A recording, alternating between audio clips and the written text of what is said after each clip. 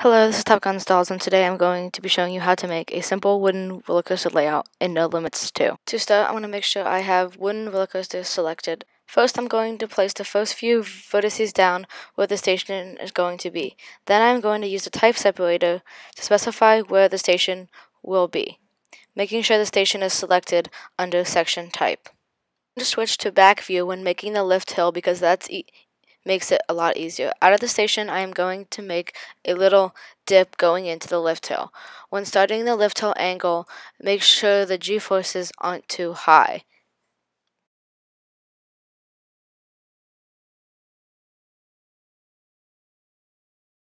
When making the lift hill, make sure you set the nodes to strict to make sure it is straight. I'm going to speed up the process of making the lift hill because it's a semi-long process. Then we're going to use type separators to specify where the lift hill is going to be placed after that. And if you guys like these kind of videos, I will be making more. I'm going to uploading a part 2 of this video where I'm going to make the supports to the wooden roller coaster and the scenery and different stuff like that. Section type, I am going to select lift hill. Then I'm going to adjust the speed to around 6 miles per hour because that's the relative speed I always use for lift hills, and I'm going to make sure I have all of the settings for that. Next up, I'm going to make the drop. You only need a few nodes when making the drop, but when making the bottom of the drop, make sure to check the levels of G-force to make sure it's not too high, because too high is extremely dangerous. I'm going to check the speed comb of the drop to make sure it's not too fast or not too slow, and it has enough speed to make it through the rest of the course. Now we are going to bottom out the first drop. When making the bottom of the first drop, it is very crucial to check the levels of G-force. I'm sorry if the audio of this isn't the greatest. It's my first time trying to put audio into a video. I'm going to speed up the rest of the process of making the bottom of the first drop. Now I'm going to finalize the shaping of the first drop and the first airtime hill, making sure the G-forces aren't too high in the negative or the positive way. The key is to make sure the shaping is to your liking and it looks right to you. Now to use the speed comb to make sure it has enough speed to make it over the first airtime hill. Now I'm going to speed up the making of the next 2 airtime hills because it's the same as the first one. But when you do the airtime hills, make sure it has enough speed to make it over the crest of each hill, and make sure the G-forces at the bottom and the top are not too high, and shaping each one the way that you would like. When shaping, take the time to do it because you want it to look right, and the more time you take, the better it'll look. Because the G-force at the bottom of this drop are extremely high, I'm going to add a trim brake at the mid of the drop to slow it down a little bit, but also making it so it can still make it over the hill by using type separators.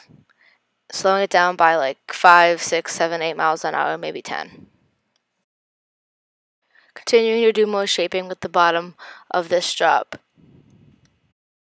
Shaping the bottom of the drops and the top of lift hills, and not lift hills, I mean airtime hills is one of the most difficult things to do. It's not really difficult, but like it's hard to do it because it takes time to get it right.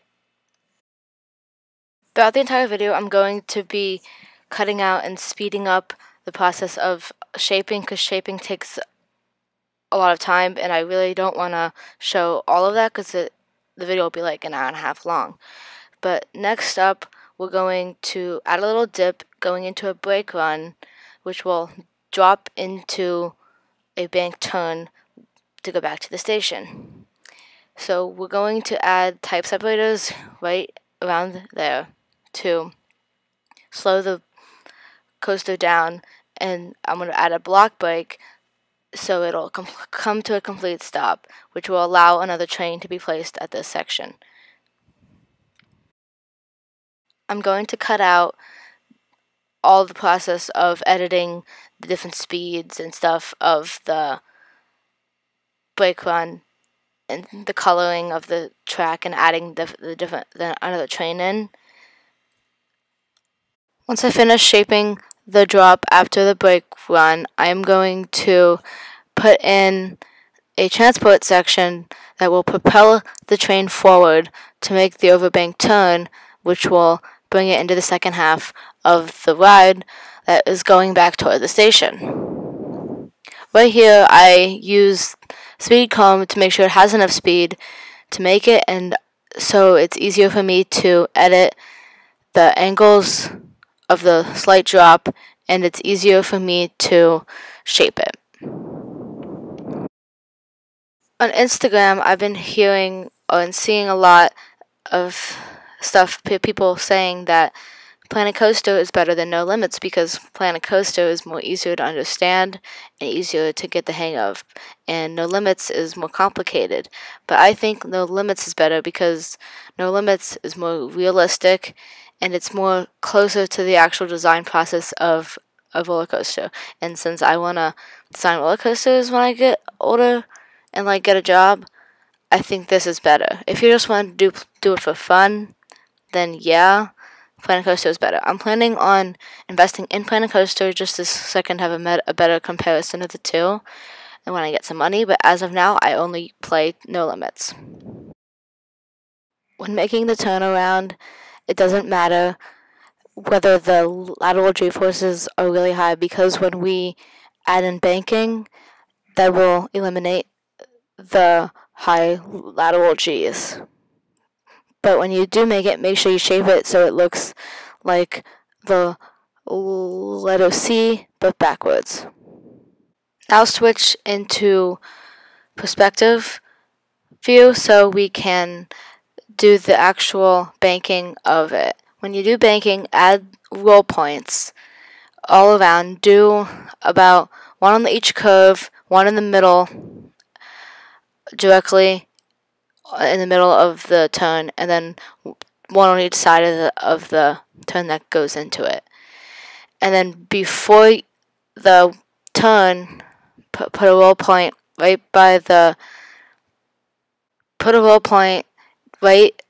behind the section separator, and set to 0. Then go through the previous airtime hills and place roll points to eliminate any lateral banking and lateral G's that may have happened when we put the previous roll points on. For the first roll point, after the type separator, angle it around 26 degrees and then adjust it. For the second one, put it around 75 degrees. Adjust the roll points as necessary into locations that you would like. Now for the next roll point, put the angle at around 90 degrees, so it's almost completely starting to go upside down. Then, for the next one, put it around 75 degrees, the same as the one previous to the middle, while checking the lateral G's. And then the last one, put it around 25 degrees. And make sure you check all points of lateral G-force to make sure none of them are too high. Set the last two roll points to 0, so it is back level to the ground. We're going to start the first drop of the second half. When you place the first drop, you will notice that there's high lateral G's. Place a roll point to get rid of this. The entire second half is the same as the first half, making airtime hills in the top of the crests, and the bottom, make sure there's not high G's, make sure there's no lateral G's by placing roll points, and making sure you shape it to the way you would like.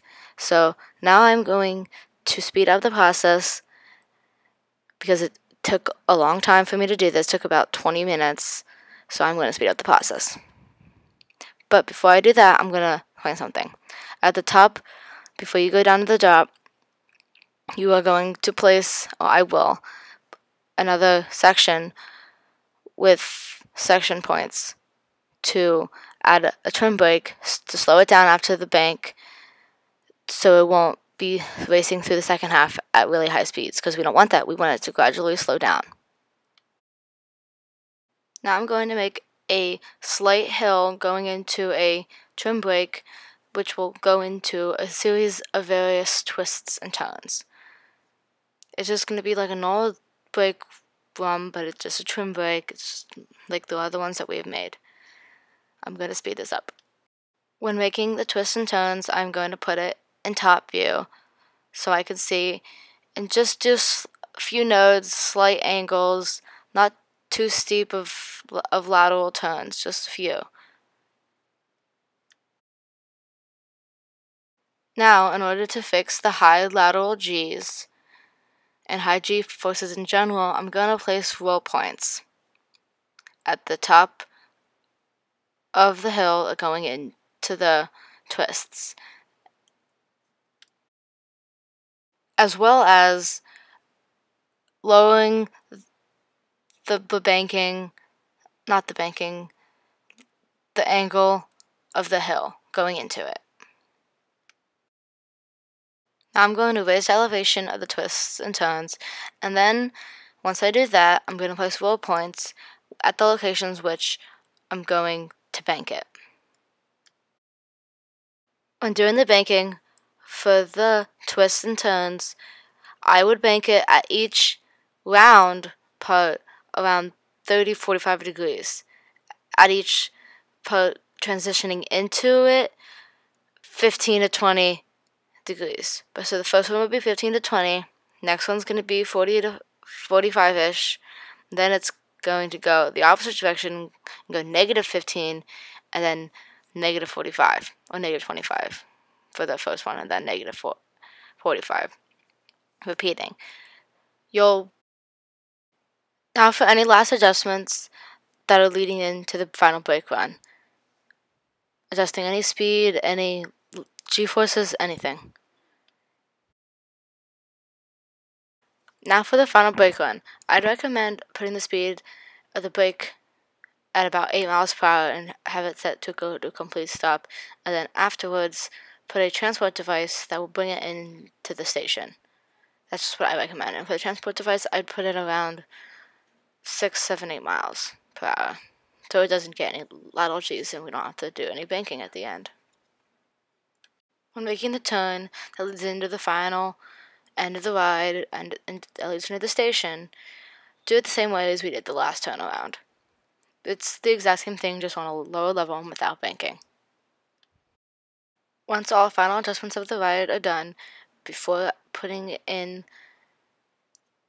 the supports, freeze the ride and you can overview it and look at it, make sure everything's correct, and make any adjustments to your preferences.